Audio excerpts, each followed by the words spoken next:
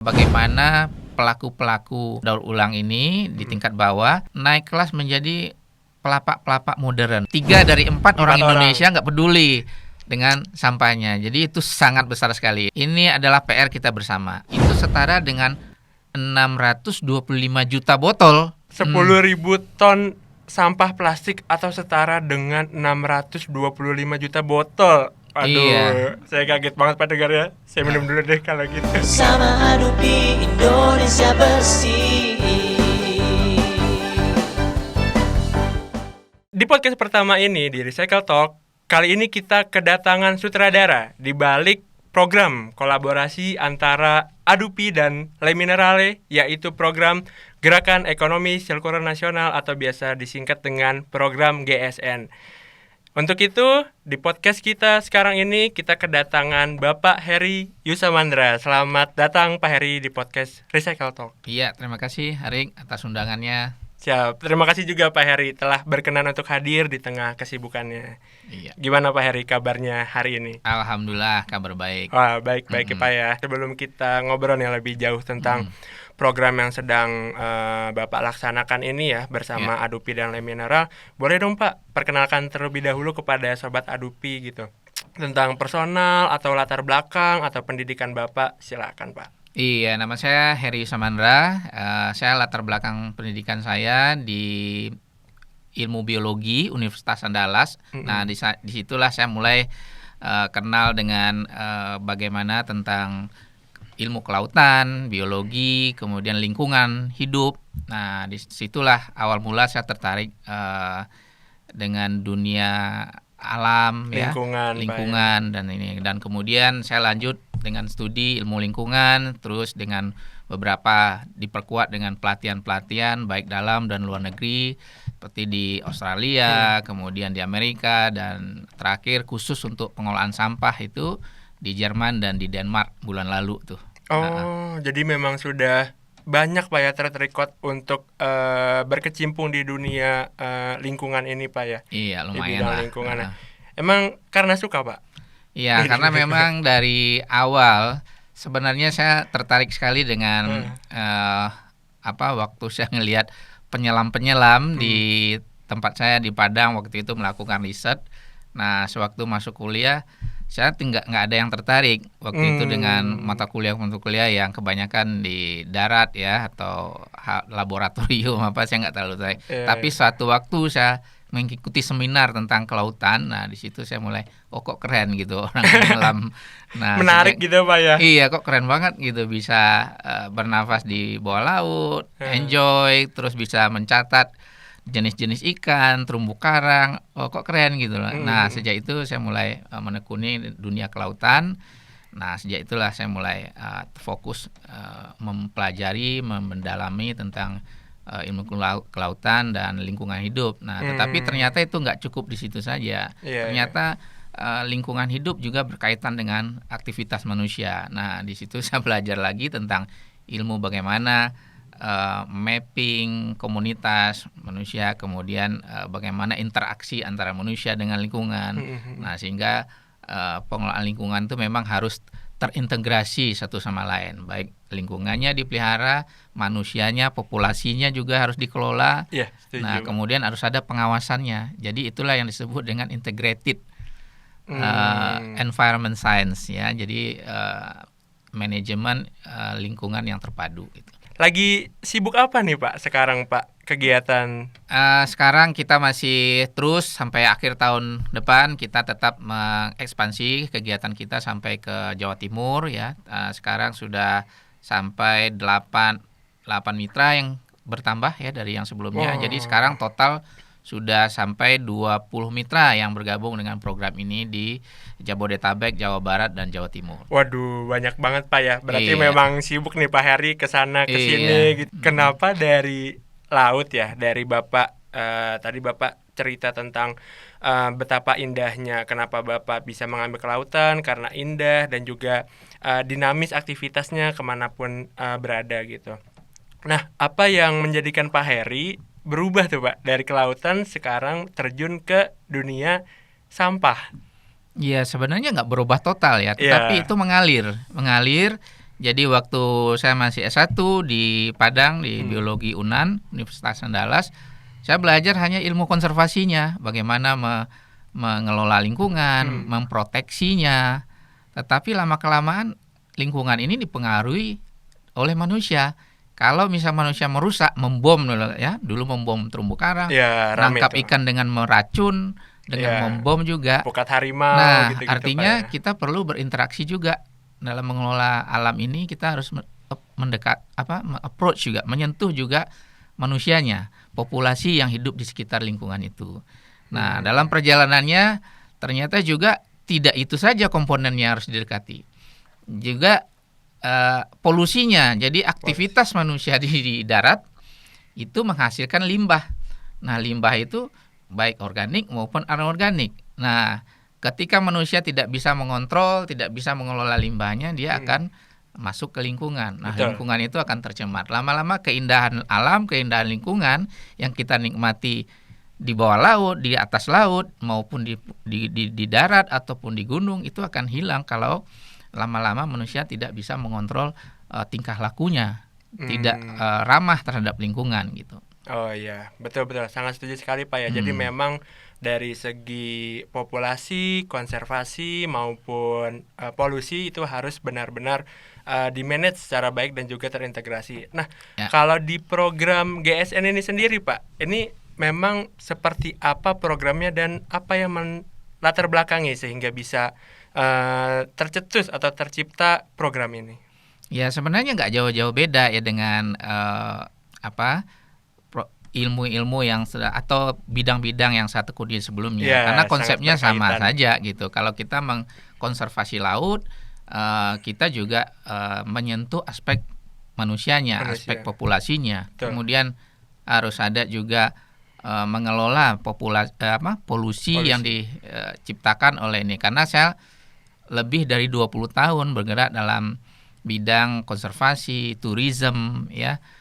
Bisnis berkelanjutan, seperti misalnya yang paling lama saya itu di Raja Ampat. Nah, itu dengan bekerja di dunia pariwisata dan 20 konservasi. 20 tahun Pak ya? Iya. Wah, seumur saya lahir sampai sekarang berarti Pak Heri kerja lingkungan ya? Iya. Jadi saya dari tahun 97 itu udah menyelam. Oh iya, pantas. Jadi mungkin Arik masih udah lahir baru ya? rencana Pak? Baru rencana, nah belum lahir. Nah, di situ ya seiring dengan pengalaman, waktu bertambah, kemudian kita mulai makin arif dalam berpikir dan bertindak, dan kemudian kita munculkan kepedulian gitu ya. Jadi latar belakang program Gerakan Ekonomi Sukarela Nasional itu dimulai sejak adanya Permen P75 tahun 2019 tentang peta jalan pengurangan sampah oleh produsen. Nah, ADUPI menginisiasi program ini bersama salah satu anggota kita, yaitu Le Mineral, salah satu produsen minuman dalam kemasan. Nah, ini merupakan salah satu bentuk tanggung jawab dalam mensukseskan permen tersebut. Nah, kita mengetahui bahwa di Indonesia polanya adalah yang banyak selama ini berperan dalam pengumpulan kemasan-kemasan botol minuman. Selama ini kita tahu bahwa pengepul ya, kemudian ada yang baru-baru ini bank sampah juga melalui TPS 3R. Nah, itulah sebenarnya di tataran lapangan itu yang sangat berperan dalam pengumpulan dan pemilahan kemasan-kemasan tersebut. Nah, makanya dalam program ini kita menyasar ke pemain-pemain utama tersebut, yaitu pengepul, bank-bank sampah induk, kemudian TPS 3R yang eksis dalam mengumpulkan bahan-bahan baku untuk didaur ulang. Oh gitu Pak ya. Memang apa Pak yang dilakukan oleh ADUPI dan Le Mineral ya untuk kepada tadi yang Bapak bilang kepada pelaku daur ulang khususnya lapak, bank sampah dan juga TPS 3R, yang dilakukan itu seperti apa Pak? Nah, sejak Februari 2021 tahun lalu, nah sekarang sudah hampir 2 tahun ya, sebentar lagi udah 2 tahun. Nah, kita melakukan berbagai hal. Yang pertama, kita tahu bahwa lapak-lapak yang selama ini menjadi ujung tombak dalam pengumpulan kemasan-kemasan botol, selama ini mereka sering disebut dengan sektor informal. Nah, kita ingin menaikkan kelas mereka menjadi sektor formal. Nah, salah satu program kita yaitu dengan melegalisasi usahanya, memberikan pelatihan-pelatihan seperti tata kelola usaha, kemudian manajemen keuangannya, pelatihan keselamatan kerja di gudang-gudang mereka. Nah, kira-kira seperti itu, dan ditambah dengan suntikan modal usaha. Nah, sehingga dengan suntikan modal usaha mereka bisa menyerap lebih banyak bahan baku, kemasan-kemasan botol plastik supaya tidak masuk ke lingkungan seperti di sungai atau di laut. Oke. Mulai dari tadi pemberian bantuan dari segi legalitasnya, manajemen usaha, pendanaan, terus ada lagi nggak tuh Pak? Ada, yaitu edukasi. Nah, dari data statistik kita di BPS menunjukkan bahwa 72% masyarakat Indonesia itu nggak peduli dengan sampahnya. 72%? 72%. Iya, Nah, kita 3/4 dong Pak ya? Iya, jadi ada 3 dari 4 orang Indonesia nggak peduli dengan sampahnya. Jadi itu sangat besar sekali. Iya. Nah, ini adalah PR kita bersama. Adupi harus tidak bisa bekerja sendiri, tetapi nanti kita akan melibatkan stakeholder terkait, apakah itu mulai dari pemerintah pusat, pemerintah daerah, NGO, teman-teman pemerhati lingkungan, akademisi, kemudian perguruan tinggi, ya, sekolah-sekolah. Jadi itu harus melibatkan berbagai macam stakeholder, karena ini adalah harus dimulai dengan kesadaran bersama dan kemauan bersama. Nah, makanya salah satu podcast kita ini merupakan salah satu nanti program yang kita harapkan selalu menggaungkan edukasi kampanye tentang pedulian kita terhadap sampah kemasan bekas pakai kita, ya, supaya tidak mencemari sungai dan laut kita atau lingkungan kita secara umum. Oke, baik, setuju Pak, karena memang masalah sampah ini sebenarnya juga sudah lama Pak ya menjadi persoalan, nggak cuman bagi masyarakat, bagi pemerintah maupun banyak pihak lah yang yang memikirkan masalah sampah ini. Tadi kan juga Bapak sudah menjelaskan ya, banyak sekali permasalahan sampah mulai dari manajemen dan juga persepsi masyarakat, dan khususnya dalam program ini pastinya tadi juga Bapak mention bahwasanya pelaku daur ulang itu banyak di sektor informal yang selama ini memang tidak terdata. Nah, itu memang bisa Pak ya Bapak lakukan untuk kita kasih dalam segi hal legalitas, terus manajemen, keuangan. Sebenarnya tantangan di lapangan itu seperti apa sih Pak?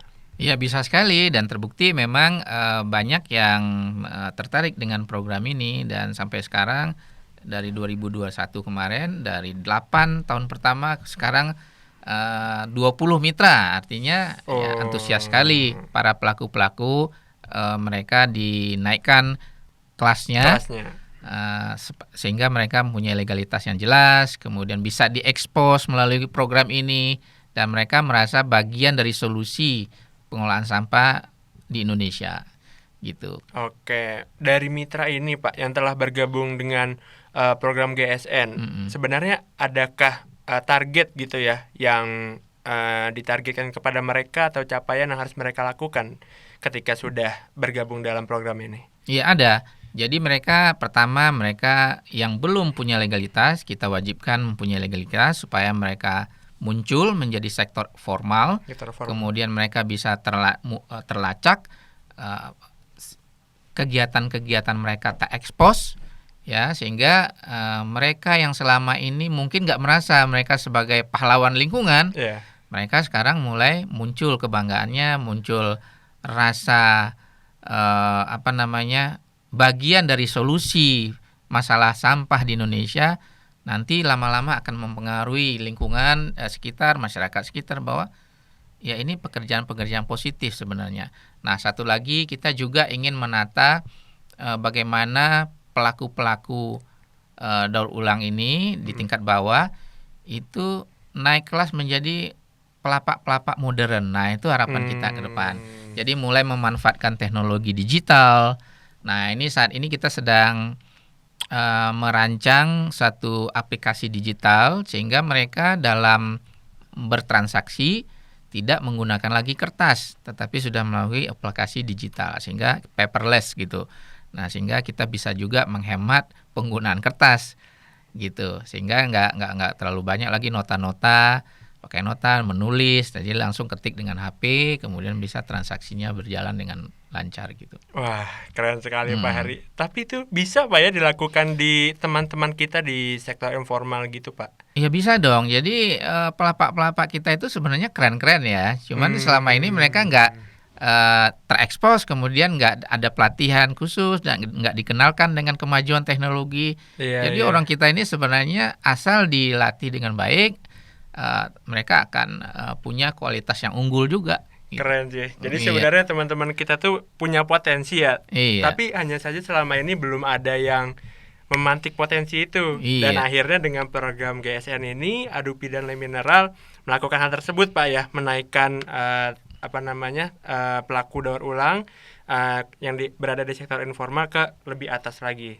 Iya, dengan itu mereka akan sadar bahwa selain mereka sebagai pelaku di bawah, sebagai petugas kebersihan, sekaligus juga mereka membantu pemerintah dalam hal mencatatkan data-datanya. Nah, karena mereka pemerintah juga penting itu data-data itu untuk menyusun strategi-strategi yang tepat. Kalau kita datanya nggak valid, pasti kita menyusun strateginya nggak tepat guna juga. Iya sih. Nah, betul. sehingga aplikasi-aplikasi penanganan sampah di Indonesia ini jika datanya terkumpul dengan baik, bisa di-tracking. Nah, pemerintah juga, baik pemerintah lokal maupun pemerintah pusat, akan bisa menciptakan strategi-strategi yang tepat guna dan berhasil guna gitu. Oh, setuju.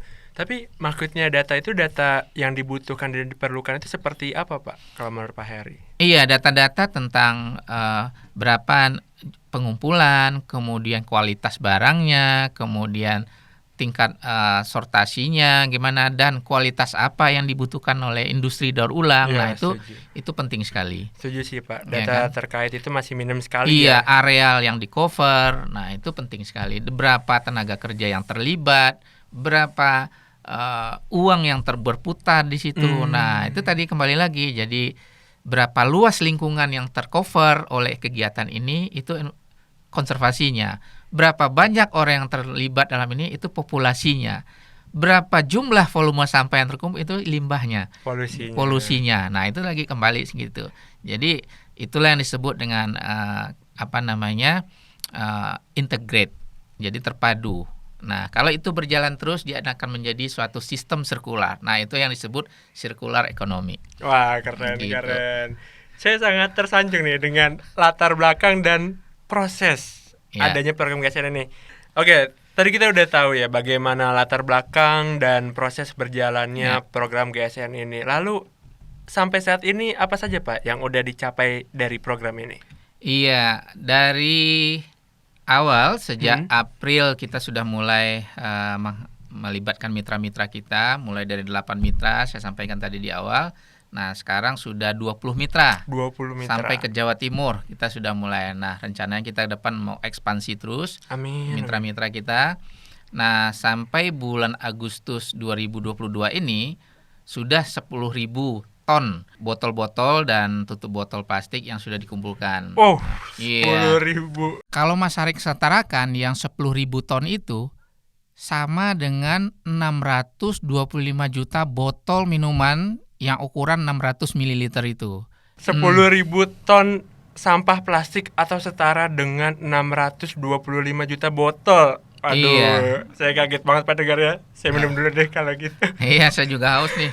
Kita juga nggak nyangka sih, kok ternyata apa yang kita ini cukup mempunyai impact ya. Nah, kalau disetarakan lagi, itu sama dengan muatan 12.500 truk lebih yang telah dikumpulkan. Nah, bayangin aja tuh, kalau misalnya truk-truk itu berjejer di TPA, nah sebanyak itulah kira-kira yang dihemat lahan TPA kita. Ternyata impact-nya luar biasa gitu. Selain membuka lapangan kerja, kalau kita hitung udah lebih dari 1.000 lapangan kerja yang terbuka, yang terserap dengan pekerjaan-pekerjaan ini.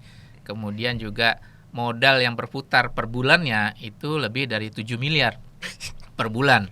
Jadi 7. iya, jadi bisa dibayangkan bahwa apalagi nanti mudah-mudahan dengan program ini terus berlanjut dan mitra-mitra mulai bisa berubah menjadi lapak-lapak modern. Nah, itu mereka lebih keren lagi. Jadi kalau kita bayangkan seperti warung-warung dulu, ya orang lihat warung ya pedagang kelontong apa nggak tertarik, tetapi ketika muncul kayak minimarket modern kan keren ya. Nah, kita berharap juga lapak-lapak ini yang sekarang masih konvensional, tradisional bisa berubah menjadi lapak-lapak modern sehingga mereka dengan adanya legalitas, kemudian lapak gudangnya juga direnovasi dan ditata lebih modern sehingga pekerjaan ini menjadi keren suatu saat gitu ya. Dan jadi anak-anak modern ya. Iya, dan anak-anak milenial seperti Arik nanti akan tertarik dengan terjun dalam usaha-usaha ini.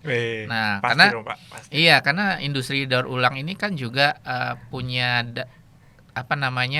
merupakan industri yang bisa memproduksi produk-produk yang mempunyai nilai kompetitif kita terhadap negara lain nanti. Karena kalau kita misalnya impor limbah plastik dari luar, ya, nah artinya kan kita butuh biaya ini. Nah, bisa jadi nanti kita menghasilkan produk-produk yang lebih mahal di dalam negeri. Tapi kalau limbah kita diolah di Indonesia, dikumpul, dipilah, kemudian diolah oleh industri kita industri daur ulang plastik kita akan berkembang, lapangan kerja akan makin terbuka, ekonomi kita akan makin baik. Karena bahan-bahan atau produk-produk yang kita hasilkan asli dari dalam negeri, kemudian biaya logistik lebih murah, masyarakat akan mendapatkan produk-produk daur ulang yang terjangkau.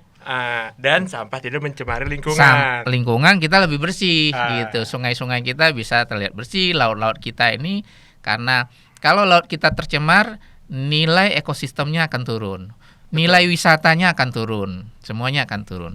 Nah, itulah jadi dengan terkelola dengan baik, pariwisata akan lebih bagus ya berkembangnya karena lingkungan kita bersih, sungai-sungai sebagai penghasil ikan, ya penghasil sumber daya lain, ya itu bisa menjamin kebutuhan-kebutuhan yang diperlukan oleh masyarakat. Jadi sebenarnya tuh banyak banget ya potensi dari bahkan tadi Bapak juga yang disebutkan data-data itu baru dari 20 mitra GSN aja Pak ya. Sebenarnya banyak lagi potensi yang lainnya ya. Benar. Nah, itu gimana tuh Pak cara misalnya pelaku daur ulang yang ingin bergabung ke dalam program GSN ini? Iya, pelaku yang ingin bergabung menjadi mitra dalam program GSN ini yang pertama harus yang merupakan anggota ADUPI, itu yang pertama sekali. Nah, usahanya sudah berjalan lebih kurang 2 atau 3 tahun ya. Kemudian punya legalitas usaha, nah dan punya gudang tempat mereka beroperasional gitu. Sulit Pak, apa mudah untuk bergabung? Enggak juga sih, yang penting memenuhi persyaratan-persyaratan yang disyaratkan gitu. Oke, nah jadi bisa banget ya bagi sobat ADUPI ataupun pelaku daur ulang ya yang berkecimpung di plastik dapat nih bergabung dengan program GSN ini. Iya. Oke Pak, terakhir mungkin harapan dari program GSN ini sendiri ke depan tuh seperti apa Pak? Ya, harapan kita selalu menghimbau kepada seluruh masyarakat bahwa plastik atau kemasan yang kita bekas pakai kita itu diciptakan bukan untuk kita buang sembarangan apalagi ke sungai ke laut, tapi untuk didaur ulang. Contohnya botol plastik ini kalau habis dipakai sudah kosong harus dipilah dan dikumpulkan atau disumbangkan kepada pemulung atau disetor kepada pelapak terdekat atau bank sampah terdekat. Nah, itu merupakan langkah-langkah kecil kita yang akan berdampak kepada lingkungan kita, kepada kesehatan kita sendiri, kebersihan rumah kita sendiri. Jadi harus dilakukan secara bersama-sama. Nah, kemudian kepada anak-anak muda juga sebagai penerus, itu harus mulai mengkampanyekan juga bersama untuk mempengaruhi teman-temannya supaya membiasakan untuk memilah sampah sejak dari rumah ya, sehingga kalau sistemnya terbentuk sejak dari rumah terpilah, kemudian itu akan lebih memudahkan bagi pengepul, pemulung untuk mengumpulkan kemudian memilahnya gitu. Oke, terima kasih banyak Pak Heri atas kehadiran dan sharingnya hari ini. Sangat bermanfaat sekali bagi Sobat Adupi di rumah ya. Semoga Sobat Adupi di rumah bisa mulai mengumpulkan dan memilah sampahnya. Dan juga semoga semakin banyak lagi pelaku daur ulang yang bisa terlibat di program GSN ini. Sehingga sampah juga bisa terserap dengan baik dan tercegah untuk jatuh ke lingkungan. Terima kasih banyak Pak Heri. Sama-sama.